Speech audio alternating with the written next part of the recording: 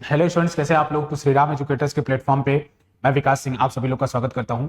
और स्टूडेंट ये IPD playlist है जिसमें हम क्लास 11 से रिलेटेड सारे इंपॉर्टेंट फिजिक्स डेरिवेशन को करने वाले हैं। आईपीडी मतलब इंपॉर्टेंट फिजिक्स डेरिवेशन, उनको करने वाले हैं। उसी क्रम में स्टूडेंट ये दूसरा वीडियो है, इससे पहले हम एक वीडियो कर चुके हैं। और स्टूडेंट अगर ये जो यहाँ भी मैं जो भी चीज आपको बताऊंगा उसको नोट करने की जरूरत नहीं है, आप केवल समझने पे फोकस रखिए।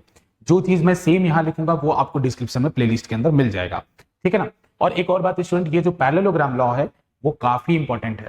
वो आपको क्लास 11 के साथ साथ आप क्लास 12 में भी जब रिजल्टेंट निकालना होगा इलेक्ट्रिक फील्ड, मैग्नेटिक फील्ड और बाकी फोर्सेस का, वहां भी काम आने वाला है। तो एक बात तो बोल सकता हूं कि अगर आपने फिजिक्स ले रखी है तो आपके लिए one of the most important फॉर्मूले में से पैरेललोग्राम लॉ सबसे इंपॉर्टेंट है।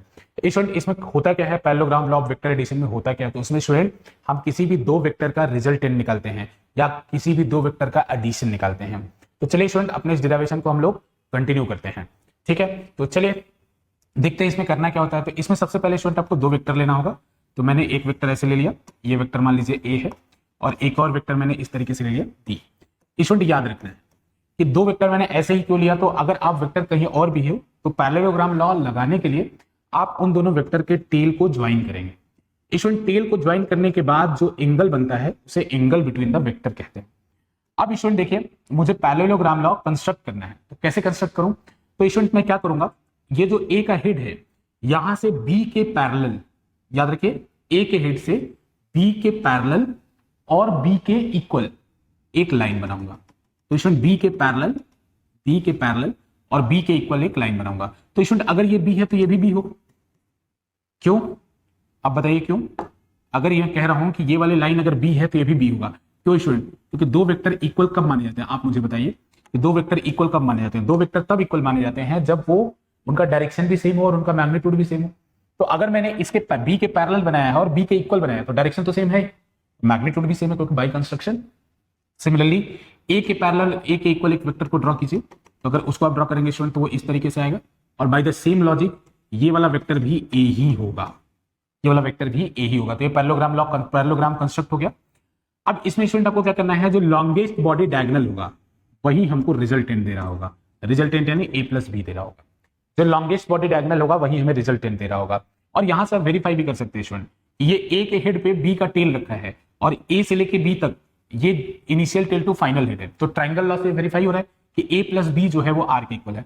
लेकिन स्टूडेंट ये ग्राफिकल मेथड करने के लिए हम यहाँ नहीं आए थे, हमें तो कुछ फॉर्मूला टाइप का चाहिए था कि हमको ए की वैल्यू पता हो, बी की वैल्यू पता हो और उन दोनों के बीच में थीटा एंगल पता हो, तो हम आराम से रिजल्टेंट की वैल्यू बता पाए। तो इसके लिए स्टूडेंट हम आर का कोई फॉर्मूला बनाना चाहते थे। तो यहाँ पे स्टूडेंट आपको एक करना होगा कंस्ट्रक्शन। तो कंस्ट्रक्शन करते समय ध्यान देना है, इस ए को आप बढ़ाइए, आगे की तरफ एक्सटेंड कीजिए और ऊपर से एक परपेंडिकुलर इसके ऊपर ड्रॉ कीजिए, ठीक है ना। अब बोलोगे सर आपने ये क्यों किया, ऐसा आपने क्यों किया, ए को आगे बढ़ाया ऊपर से परपेंडिकुलर क्यों ड्रॉप किया, क्योंकि स्टूडेंट देखो मैं आर को एक राइट एंगल ट्रायंगल टाइप का बनाना चाहता था। मैं ऐसा चाहता था एक राइट एंगल ट्रायंगल कंस्ट्रक्ट करूं और आर उसका हाइपोटेन्यूज हो। तो कैसे पॉसिबल है, इसको आगे बढ़ाऊंगा और यहां से परपेंडिकुलर ड्रॉप करूंगा। तो अब देखिए इस डायग्राम में आर परपेंडिकुलर, आर जो है हाइपोटेन्यूज हो गया क्योंकि 90 के सामने है। चलो एक और बात समझते हैं स्टूडेंट, ये वाला जो विड्थ है इसको मैं एक्स कह दे रहा हूं, जो यहां से लेके यहां तक का विड्थ है, जो लेंथ है उसको एक्स कह दे रहा हूं, और जो यहां से लेके यहां तक का विड्थ है उसको मैं वाई कह दे रहा हूं। देखो एक ऑप्शन होता है वेरिएबल लेके करना, ओ ए बी लेके करना, उसमें तुम बहुत ज्यादा टाइम वेस्ट कर दोगे और दिमाग खराब हो जाएगा उसमें। ये सबसे अच्छा मेथड है, एक्स वाई ले लो।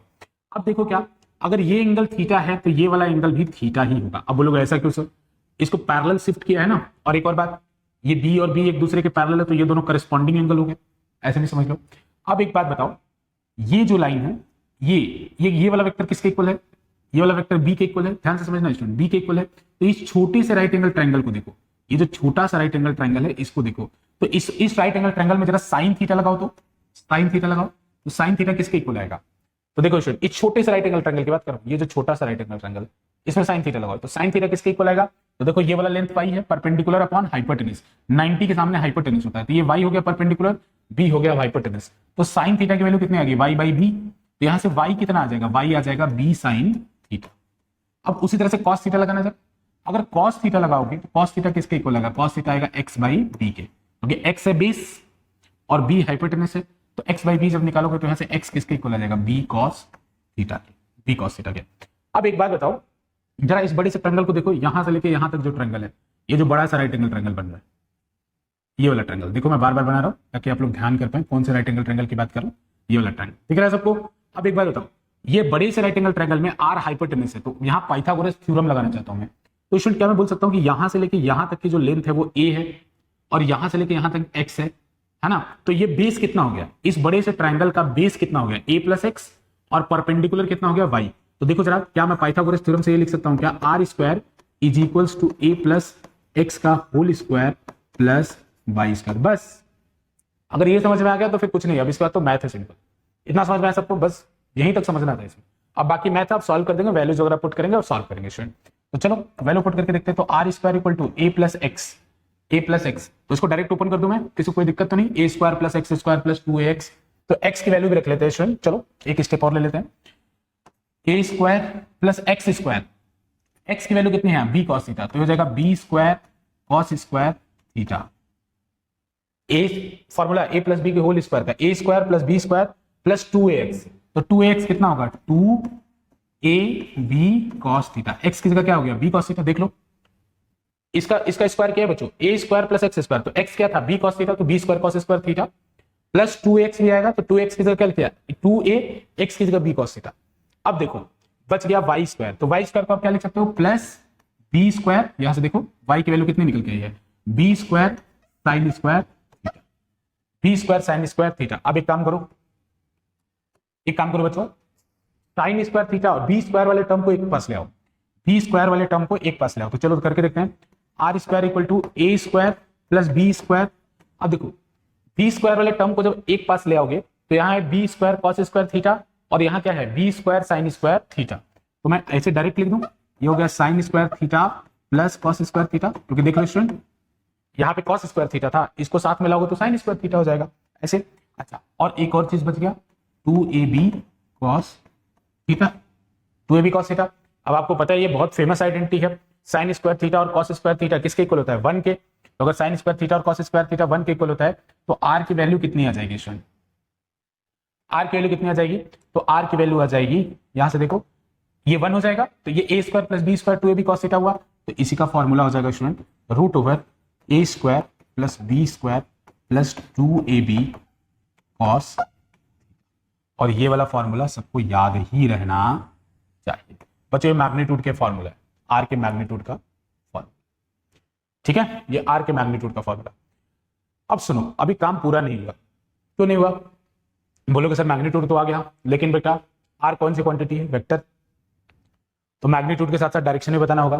तो डायरेक्शन कैसे बताया जाए, तो स्टूडेंट जिसने भी मुझे क्वेश्चन दिया होगा उसको ए और बी का डायरेक्शन मालूम होगा, क्योंकि ए और बी तो गिवन होगा ना। तो अगर मैं आर का डायरेक्शन ए से या बी से बता दूं तो काम हो जाएगा। तो मैंने कहा चलो मैं ये बता देता हूं कि आर जो है वो ए से अल्फा एंगल बना रहा है, ए से अल्फा एंगल बना रहा है। अब मैं अल्फा बता दूं तो मेरा काम हो जाएगा। अब बहुत ध्यान से देख लो, आखिरी बात है फिर डेरिवेशन पूरा। ये जरा बड़े से ट्रायंगल को फिर से देखो जिसमें हमने पाइथागोरस लगाया था लास्ट में, ये बड़े से ट्रायंगल को देखो जरा फिर से, देख लिया बड़े से ट्रायंगल को। इसमें जरा बताओ मुझे tan अल्फा किसके इक्वल होगा, tan अल्फा किसके इक्वल होगा, तो tan alpha will be equal to perpendicular y, base कितना है a plus x. tan alpha किसके इक्वल होगा, परपेंडिकुलर y है, और बेस कितना है, यहां से लेकर यहां तक बेस है, ये परपेंडिकुलर है, और ये ट्रायंगल में देखना है आपको, ये वाला जो ट्रायंगल बन रहा है। तो यहां से tan अल्फा कितना हो जाएगा बच्चों, tan alpha will be equal to tan alpha equal to y upon a plus x, y upon a plus x. अब देखो तुम लोग समझदार हो बच्चों, बस कुछ नहीं करना, वैल्यूज रखो। अगर वैल्यूज रखोगे तो देखो कितना आया, तो यहां से tan अल्फा कितना आ जाएगा बच्चों, tan अल्फा कितना आ जाएगा, tan अल्फा आ जाएगा बच्चों y की जगह क्या रख दे, b sin theta upon a plus x की जगह क्या रख दे, b cos थीटा। अब ये फॉर्मूला याद रखना तुम लोग,